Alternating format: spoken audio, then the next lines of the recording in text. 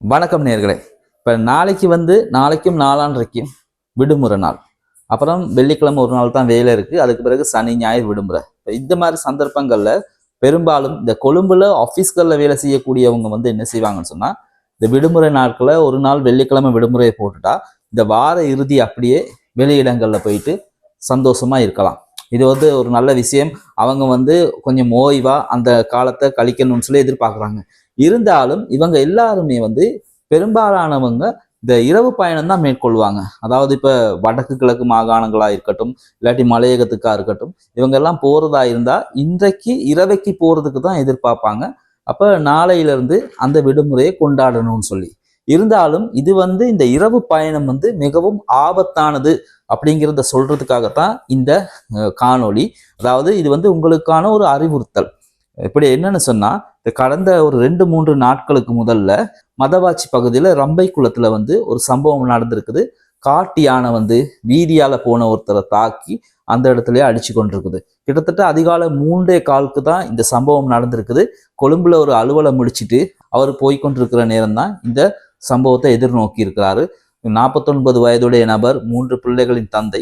அந்த காட்டு யானை தாக்கின பிறகு பிரதேசவாசிகள் அந்த இடத்துக்கு யானையை துரத்திட்டு அதுக்கு பிறகு அவரை கொண்டு போயிட்டு வைத்தியசாலையில சேர்த்திருக்கிறாங்க. இருந்தாலும் என்ன பயன், அவரோட உயிர் ஏற்கனவே பிரிஞ்சிருச்சு. இப்ப நான் இந்த சம்பவத்தை ஏன் இங்க சொல்ல வந்தேன்னு சொன்னா, இப்ப நம்மடையில நிறைய பேர் இந்த மாதிரி இரவு பயணம் தான் மேற்கொள்றாங்க. வடக்கு கிழக்கு மாகாணங்களா இருக்கட்டும், அதே நேரம் மலையகமா இருக்கட்டும், போற நேரம் இப்ப இரவுல தனிப்பட்ட போக்குவரத்தை பயன்படுத்தி தனிப்பட்ட வாகனங்கள்ல போற சந்தர்ப்பங்கள் அதிகம் இருக்கு.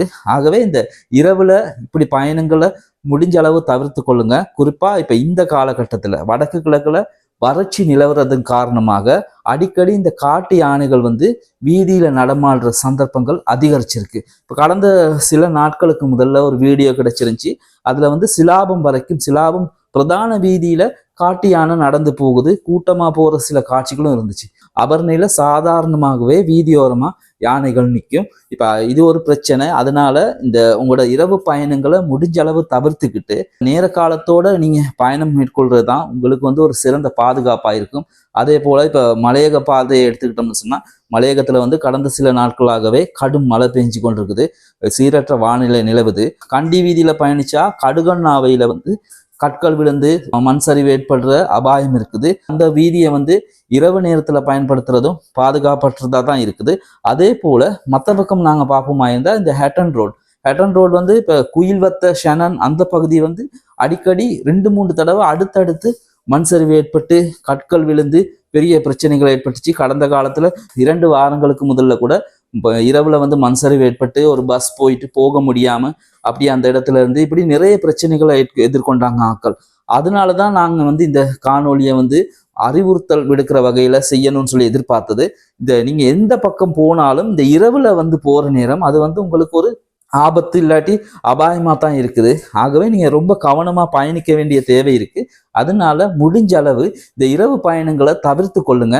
அது உங்களுக்கும் உங்களை சார்ந்தவர்களுக்கும் ஒரு பாதுகாப்பா இருக்கும்.